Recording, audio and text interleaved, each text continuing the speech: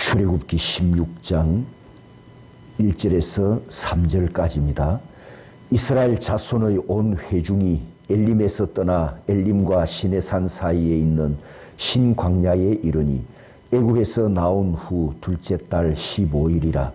이스라엘 자손 온 회중이 그 광야에서 모세와 아론을 원망하여 이스라엘 자손이 그들에게 이르되 우리가 애굽 땅에서 고기 가마 곁에 앉아있던 때와 떡을 배불리 먹던 때에 여호와의 손에 죽었더라면 좋았을 것을 너희가 이 광야로 우리를 인도해 내어 이 온 회중이 줄여 죽게 하는도다.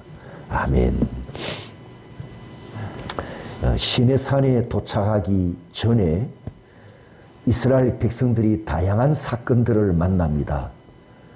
물이 없어서 목마른 문제, 또 썩물을 만나서 고통을 당하는 문제, 그리고 먹을 식량이 떨어진 빵 문제, 그리고 이웃에 있는 다른 족속이 공격을 해오는 전쟁 문제. 이 물과 빵은 이 세상을 살아가는 우리에게 우선순위로 필요한 생존의 문제이고, 전쟁 역시 고대 전쟁은 빵을 따먹는 것과 땅을 따먹는 전쟁이기 때문에 이것도 역시 운명이 걸려있고 생존이 걸려있는 아주 시급한 문제입니다.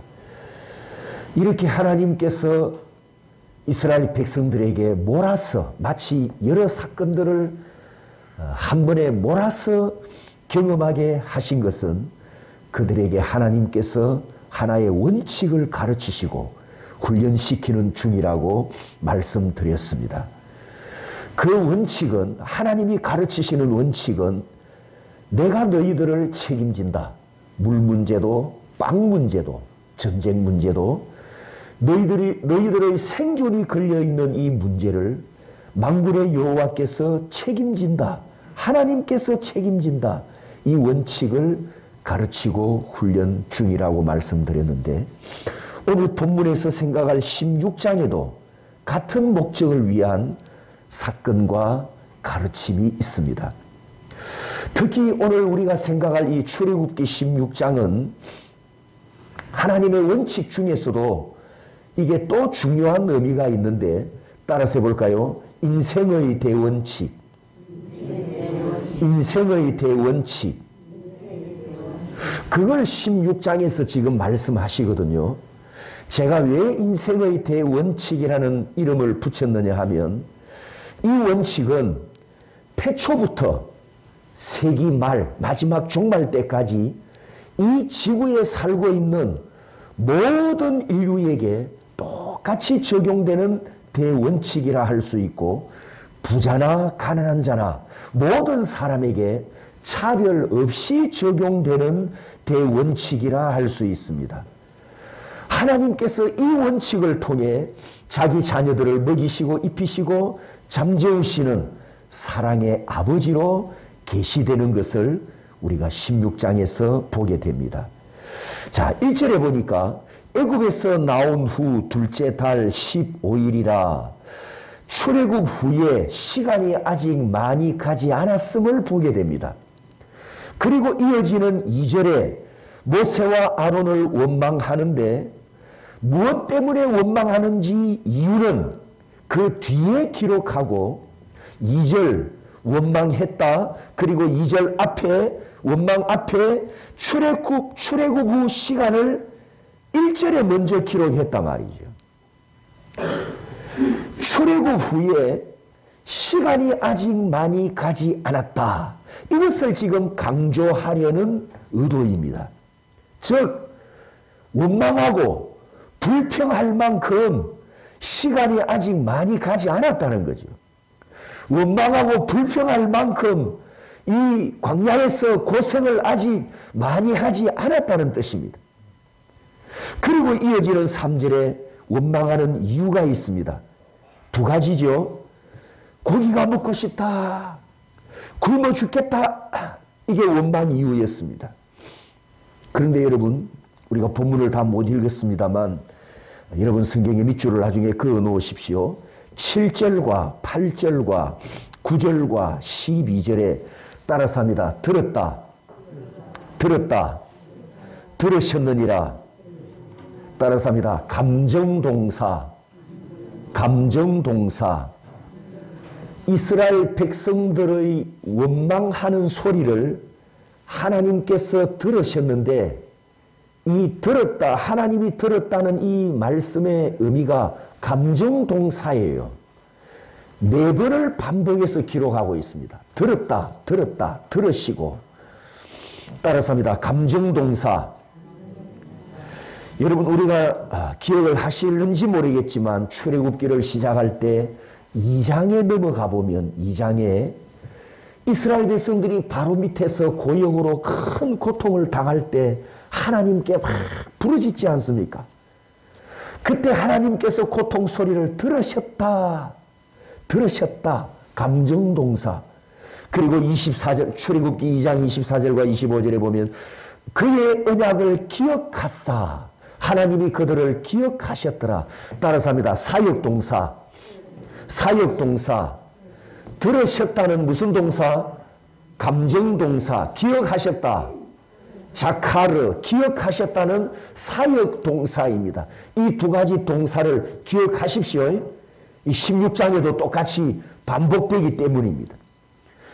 이때 출애굽기 2장에서 하나님께서 자기 백성들이 바로 밑에서 막 고통을 당하고 노예의 탄식과 부르짖음과 그 비명소리를 하나님이 들으셨단 말이죠. 2장에서 들으시고 나서 하나님께서 즉시 어디로 가시느냐. 2장 이어지는 3장 1절에 보면 하나님께서 미디안 광야로 가십니다. 2장 마지막에서 자기 백성들의 탄식과 부르짖음을 듣고 3장에 즉시 미디안 광야 시내산으로 가시는데 시내산에 왜 가셨을까요? 모세를 만나러 갔어요. 거기서 모세 십보라 만나서 가족을 가지고 자녀를 낳고 양치기 하고 있지 않습니까? 지금 40년 동안 애굽에서 도망가가지고 애굽에서 도망가서 광야에서 목동 생활하고 있는 이 모세를 만나기 위해서 하나님이 시내산으로 가세요.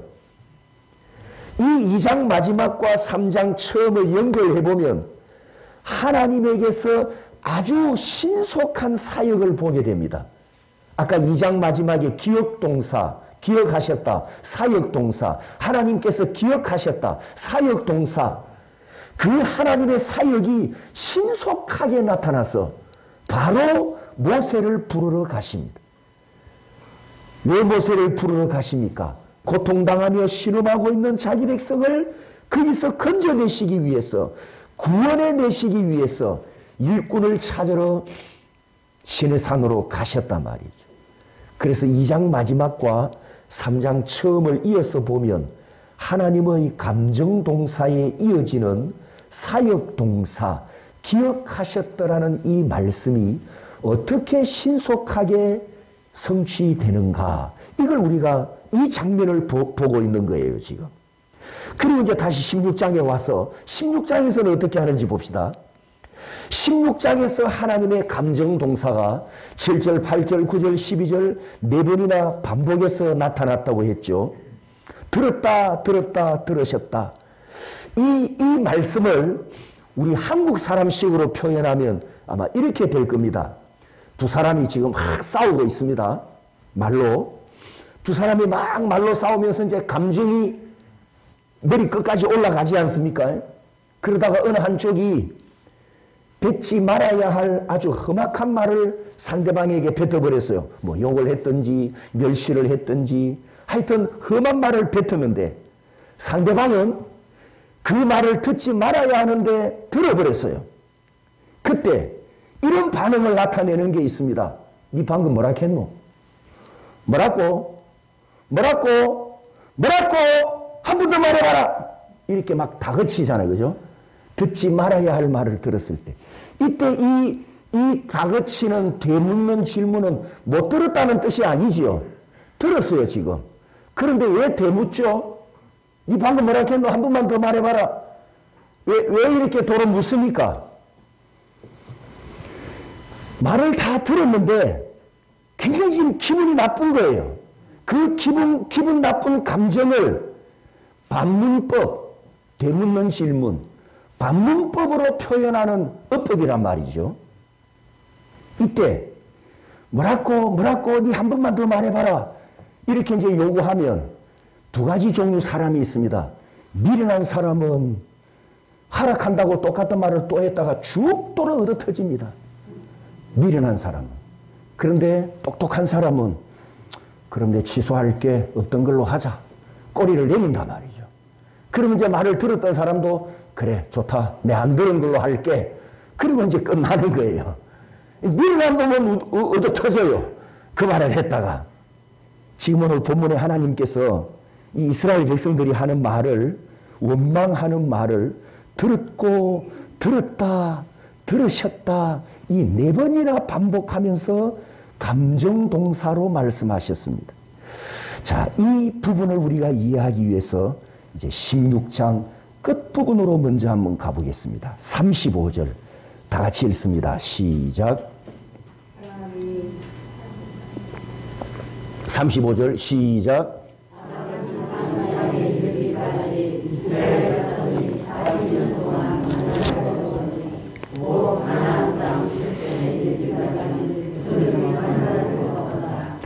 자, 35절을 보십시오. 40년 동안 만나를 먹었다. 가나안 땅 접경에 이르기까지 그들이 만나를 먹었더라.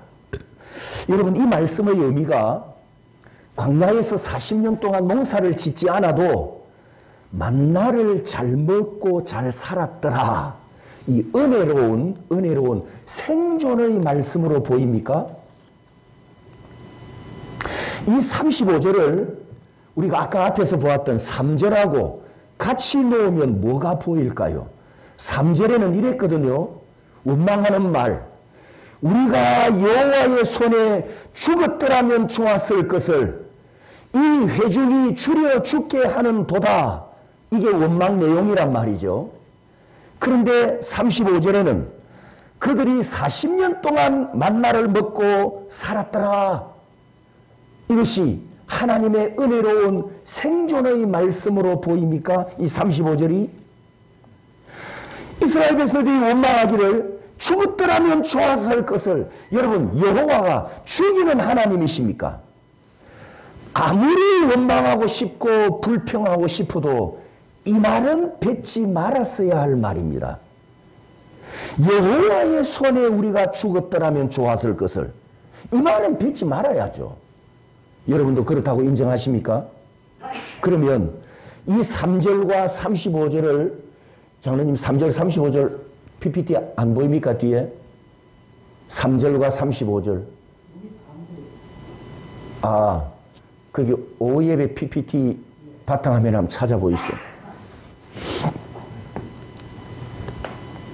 오늘 설교 본문하고 제목이 아마 출애굽기 43강 없습니까?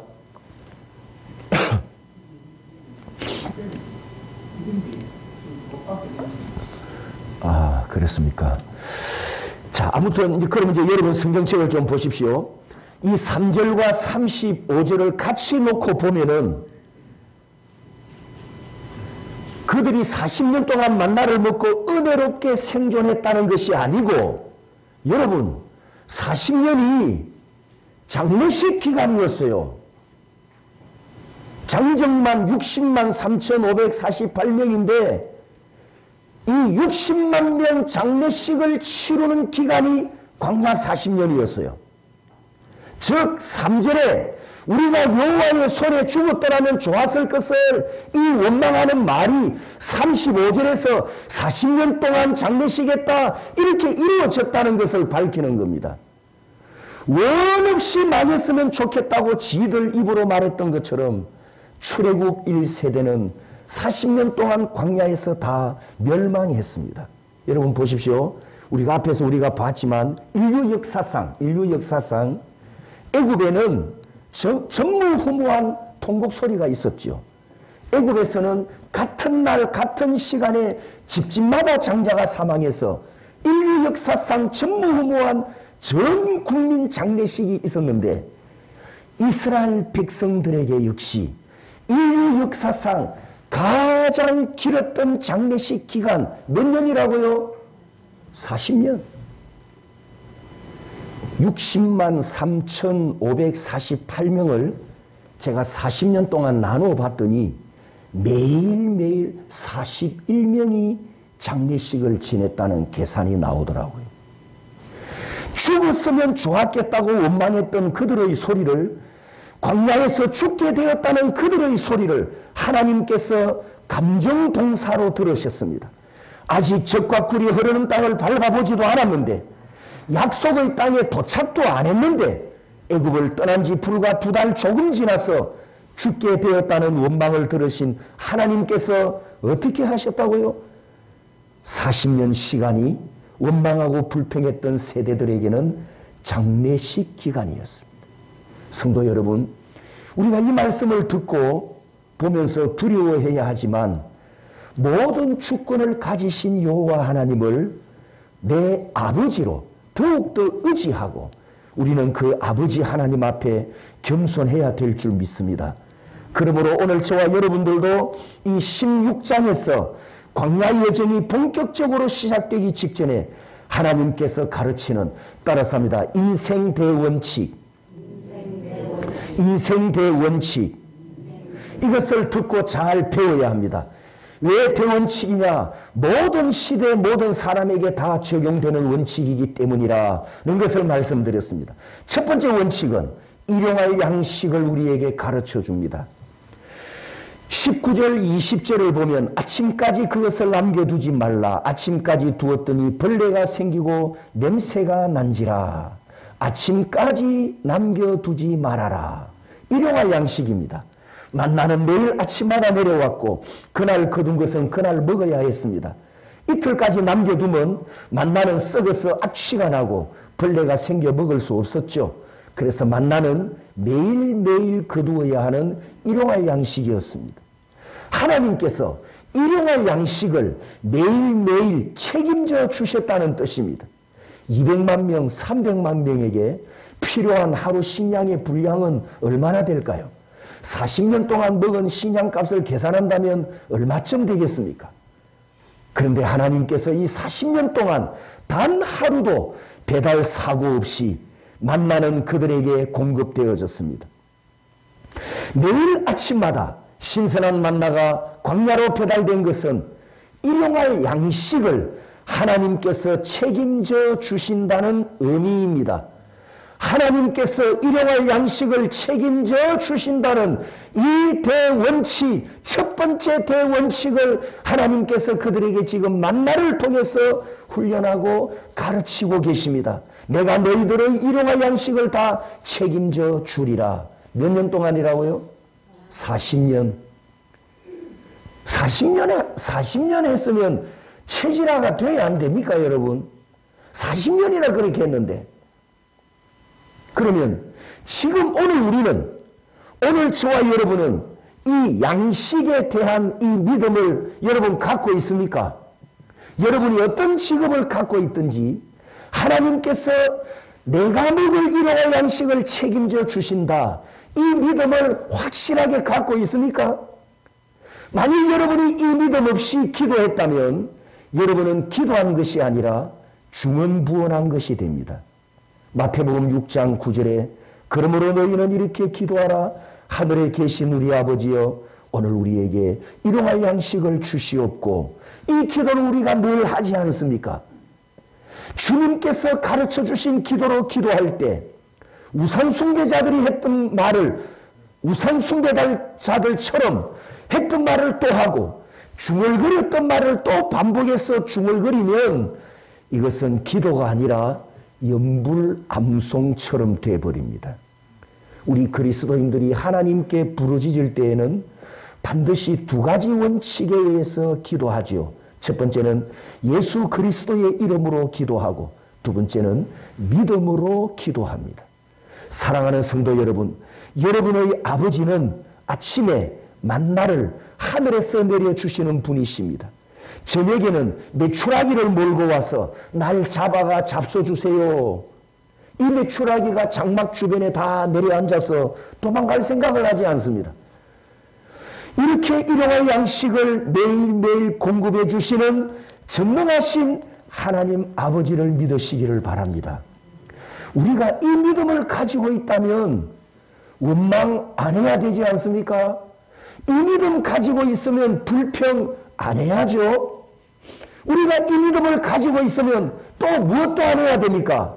염려와 근심과 걱정도 다 던져버리시기를 축복합니다. 하나님께서 여러분에게 일용할 양식을 책임져 주신다는 이 첫 번째 인생 대원칙을 40년 만나를 통해서 우리에게 가르쳐 주셨습니다. 두 번째 따라서입니다. 평균의 은혜. 평균의 은혜. 자, 여러분 성경 16절과 18절을 보십시오. 16절에 보면 한 사람이 만나를 한 오멜씩 거두었고 18절에 이런 말씀이 나옵니다. 오멜로 되어 본즉 많이 거둔 자도 남음이 없고 적게 거둔 자도 부족함이 없어 그랬습니다.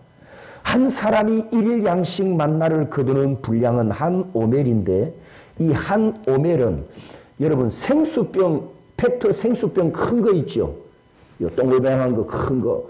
그거 하나가 1.8리터거든요. 그래서 한 오멜은 2리터입니다. 그러면 그 생수 페트병 그 곡식 하나라면 한 사람이 하루 세 끼 충분합니까? 모자랍니까? 충분한 양이 되지요. 하루 세 끼 먹을 수 있는 충분한 분량을 하나님께서 허락하셨어요. 한 사람이 한 오멜씩만 거두어라. 그런데 18절에 많이 거둔 자도 남음이 없고 적게 거둔 자도 부족함이 없었다. 이렇게 말씀하셔서 각 사람이 만나를 거두었는데 집에 가서 재보았더니 담아봤더니 모두가 똑같은 분량이었더라. 부자라고 뭐 가난한 사람이라고 차별 없이 똑같은 분량이었더라. 그리고 많이 거두었다고 내일까지 축적할 수 없었던 것은 이튿날이 되면 어떻게 된다고요? 다 썩어버려요. 그러니 무엇을 낼 필요가 없습니까? 그렇습니다. 욕심입니다. 욕심. 욕심 낼 필요가 없어요. 내일 되면 못 먹고 내일은 신선한 만나가 내려올 거고 쌓아두는 것이 아무런 의미가 없습니다. 어른이든 아이든 매일매일 먹는 것으로 식량 문제가 다 해결되었습니다. 부자라고 더 많이 거둔 것이 아니고 가난한 자라고 적게 거둔 것이 아니고 부자도 한 오멜 가난한 자도 한 오멜 모두가 똑같이 따라서 합니다. 평균의 은혜. 평균의 은혜. 하나님께서 각 사람에게 공급해 주시는 평균의 은혜였습니다. 할렐루야. 이 만나가 한 오멜이 우리에게 가르쳐 주는 것, 하루에 하루 양식만 거두어라, 이것을 우리에게 가르쳐 주는 두 번째 인생의 대원칙은 평균케 되는 은혜입니다.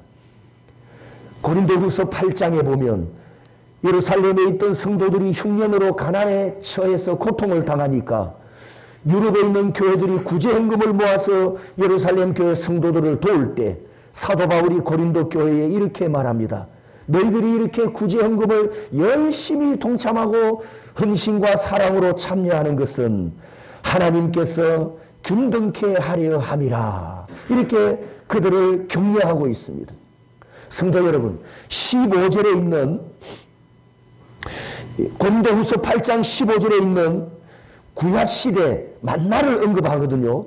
많이 거둔 자도 남지 아니하였고 적게 거둔 자도 모자라지 아니하였느니라. 이 말을 하면서 구약의 만나 거둔 것을 이야기하면서 구제 원리를 말씀하셨어요. 그래서 구제란 뭐냐? 내 것을 가지고 필요한 자에게 다 채워주는 것이어서 많이 가진 자와 적게 가진 자가 평균케 되는 은혜요 축복이라 이렇게 말씀하셨습니다. 그러므로 성도 여러분, 하나님이 우리에게 주시는 은혜는 평균입니다. 하나님은 우리 인간들처럼 편애하지 않는다는 것 기억하시죠? 우리 인간들처럼 불공평하지도 않습니다. 공평하신 하나님이십니다.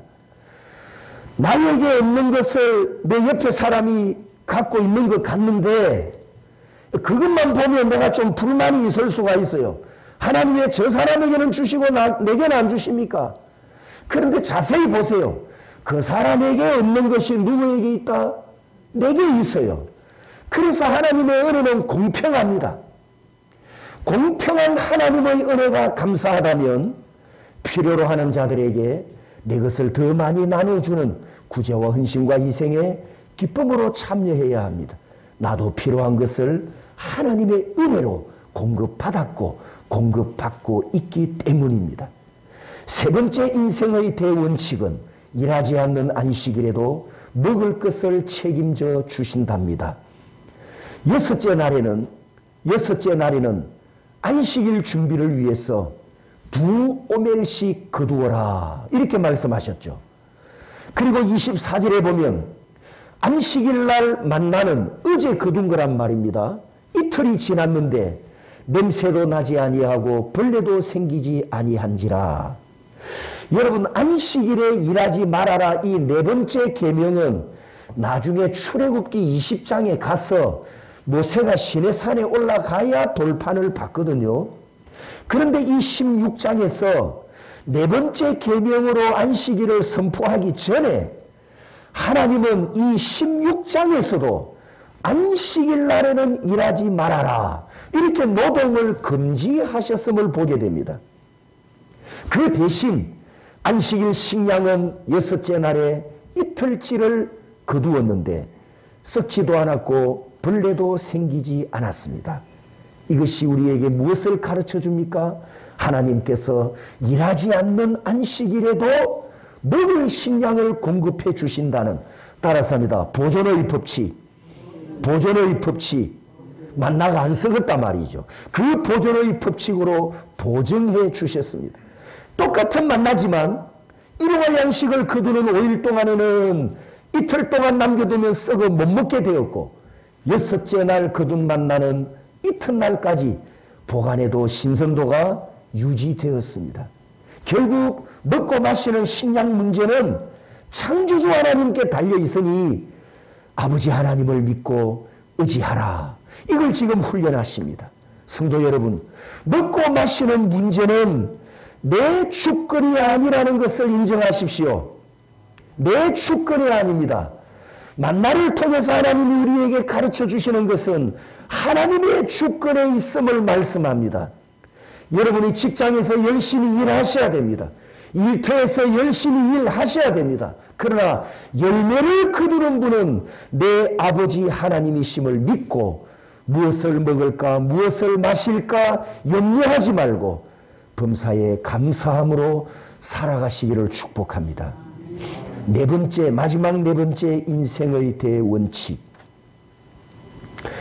광야에서 만나를 먹고 살았듯이 생명의 떡이신 예수 그리스도를 믿어야 합니다.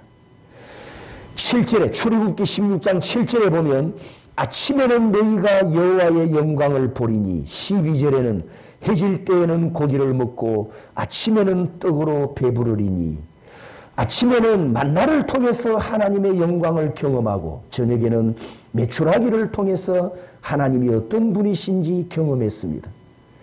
요한복음 6장 48절에서 51절까지 예수님이 오셔서 하신 말씀 따라서 합니다. 내가 곧 생명의 떡이니라. 예수님이 이렇게 자기가 누구신가를 선포하셨습니다. 내가 생명의 떡이다. 그리고 나서 하신 말씀, 너희 조상들은 광야에서 만나를 먹어서도 죽었거니와 나는 하늘에서 내려온 살아있는 떡이니 사람이 이 떡을 먹으면 영생하리라. 구약 만나는 그림자였습니다. 참된 양식, 생명의 떡이신 예수 그리스도의 그림자 만나였습니다.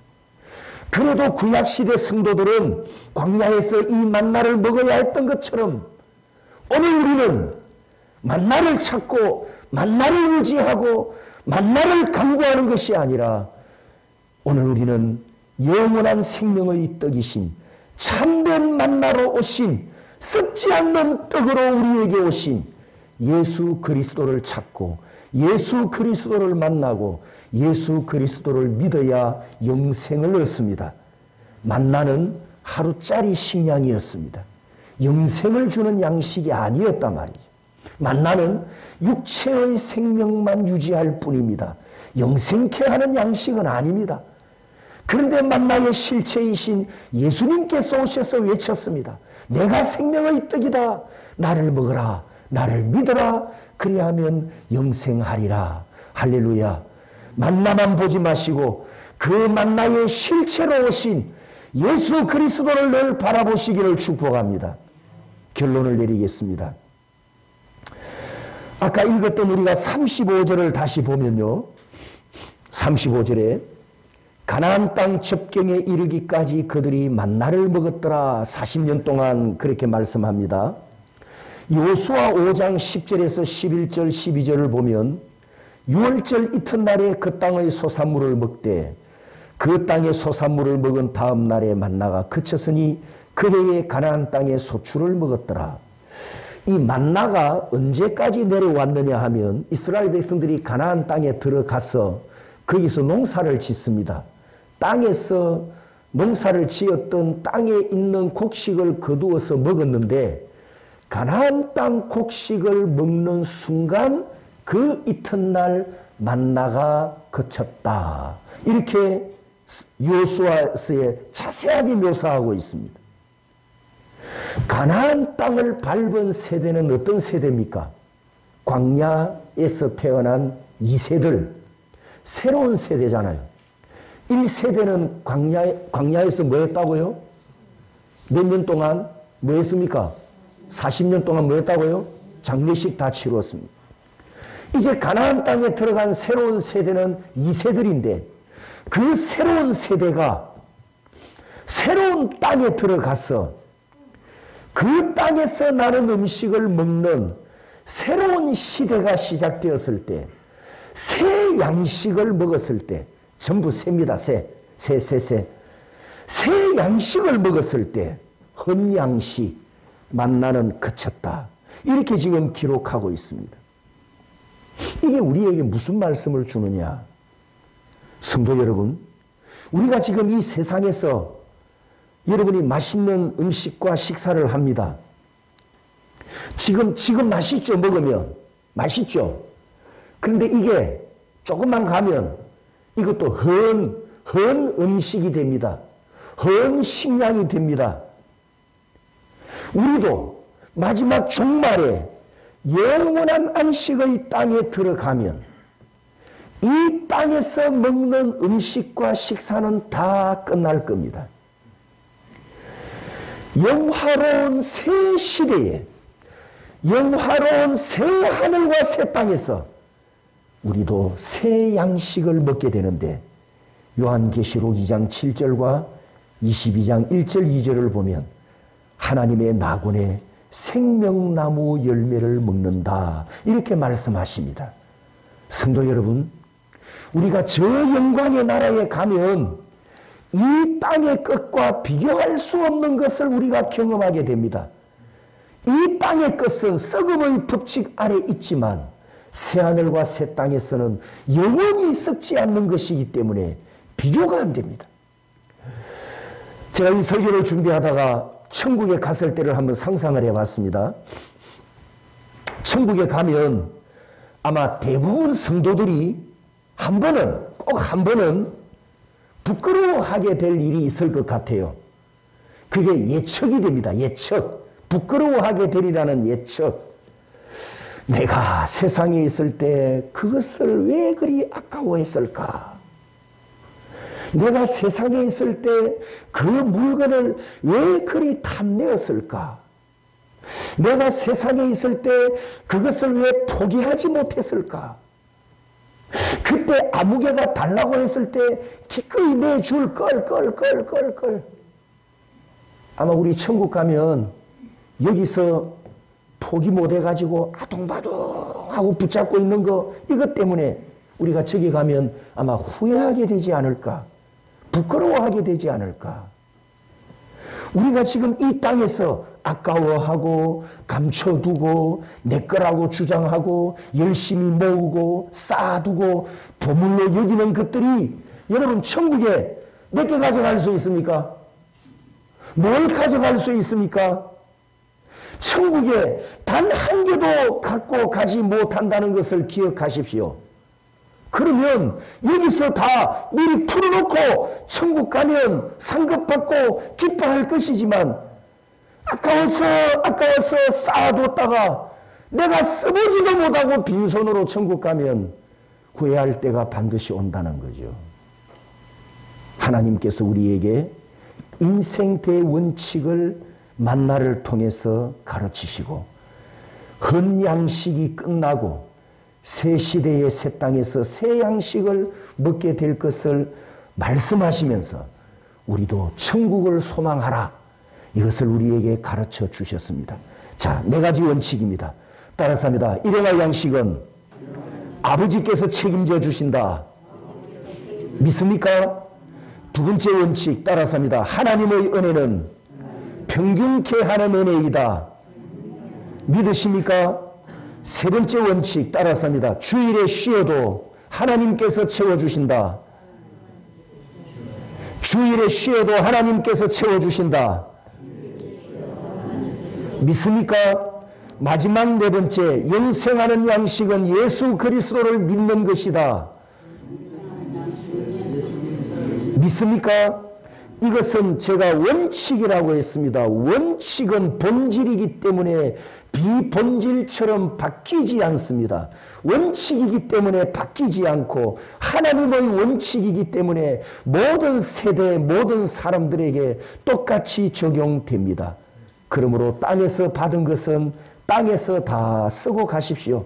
가장 존귀한 일에, 하나님께서 가장 기뻐하시는 일에, 천국의 상급을 쌓는 일에 헌신하시고 무엇을 먹을까 무엇을 입을까 하는 문제는 아버지께서 다 책임져 주신다는 100만 배의 큰 믿음을 가지시기를 축복합니다. 2023년 새해에도 내 아버지께서 내 인생을 책임져 주실 줄 믿습니다. 여러분의 삶을 책임져 주실 줄 믿습니다. 아멘, 아멘.